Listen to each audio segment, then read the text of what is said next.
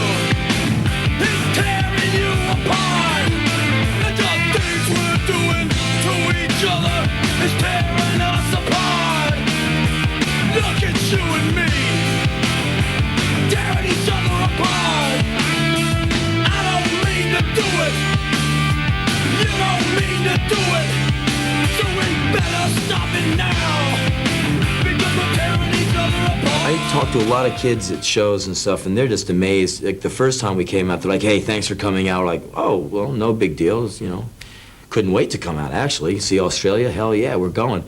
But the second time we came out, people were like, "Well, what are you doing here?" Like, "What do you mean?" Like, "No bands come back. They come here once, and that's it. You know, or maybe every 8 years." And then I realized that, you know, these people are starved for music. You know, you're sitting here just listening to the records and reading about it in magazines. And I go, wow, what a drag. Well, we better come here more often.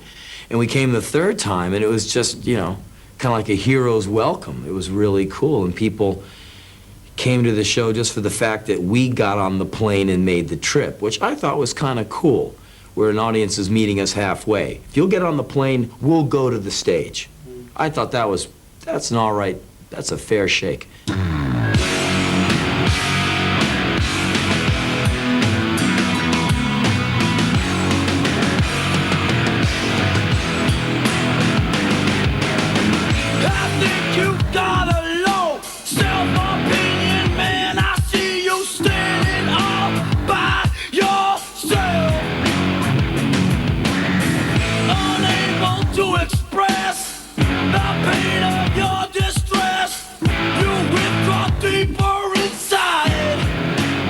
I love getting out of America because America is a full contact sport. It's a full-time occupation.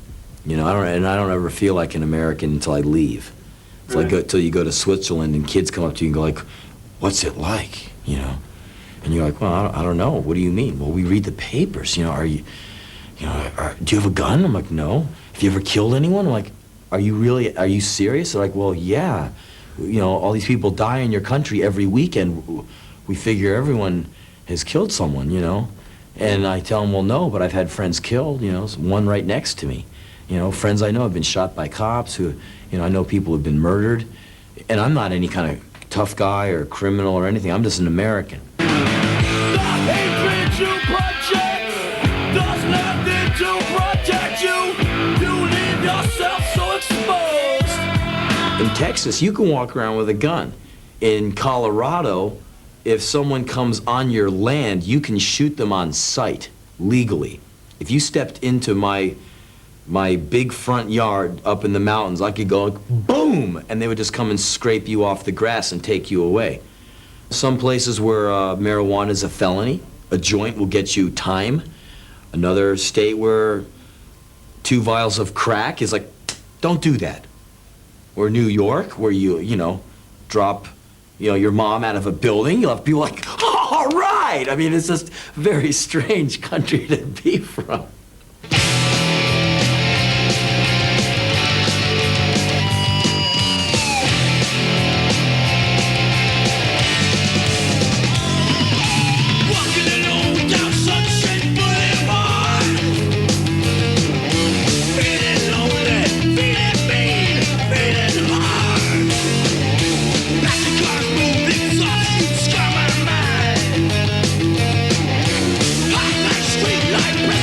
Down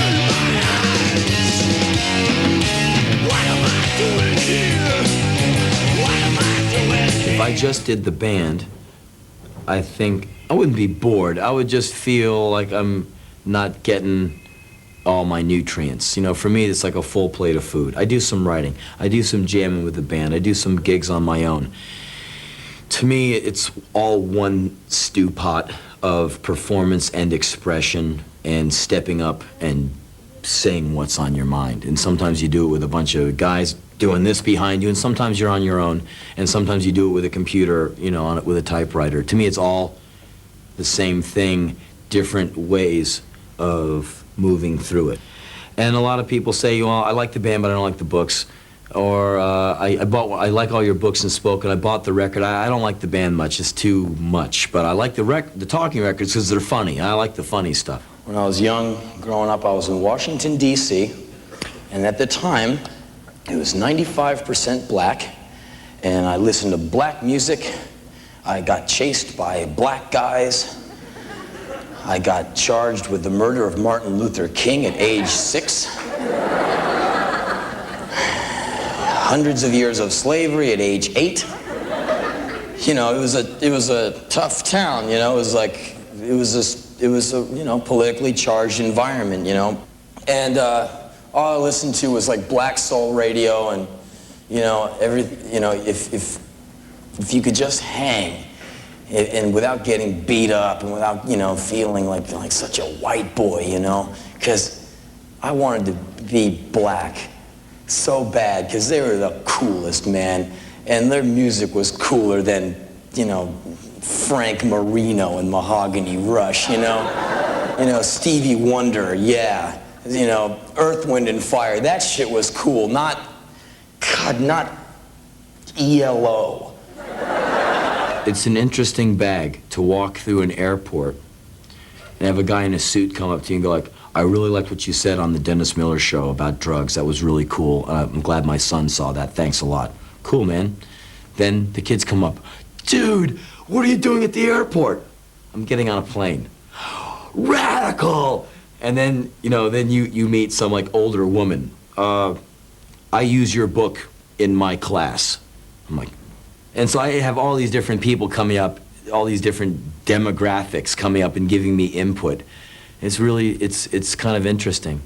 Time with you was perfect, never boring, never wasted.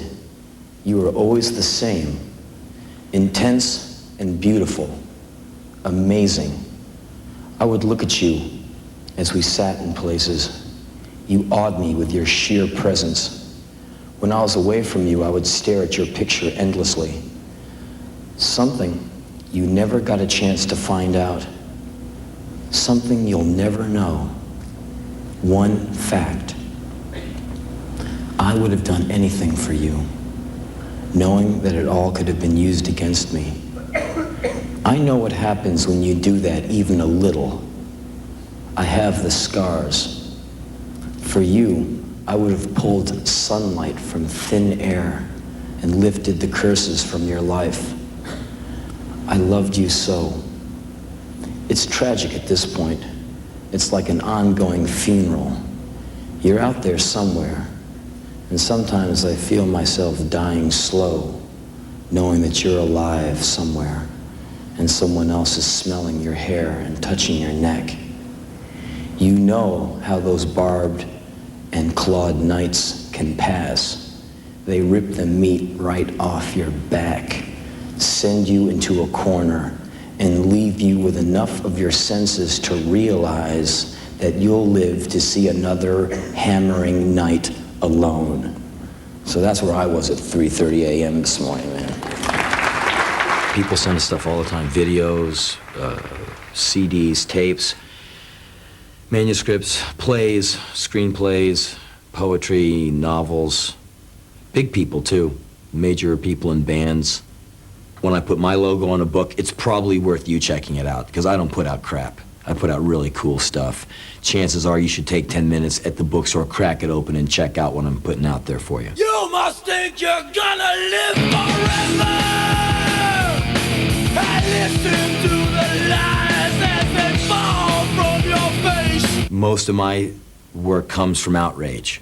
What motivates me to it puts enough fire in my blood to where I can get up and have to write something. That's why I don't write it like, "Hi girl, it's nice to see you again." You know, like so many of these bands, I just look at them and just go like, "How dare you get on a stage and waste people's time with this insipid crap," you know? So many bands, like, I just wish they would just like, all of a sudden, it's getting dark. It's a 16-ton weight being dumped on your head. You know, God, what are the time? You know, the earth is on fire. How can you be like just fiddling while it burns with this like with pop music? Damn. Haven't you ever heard Monk? Don't you aspire to anything more than la la la? If you can see the you that I see, when I see you see me, you see yourself so differently. Believe me, nowhere so, nowhere so, nowhere so.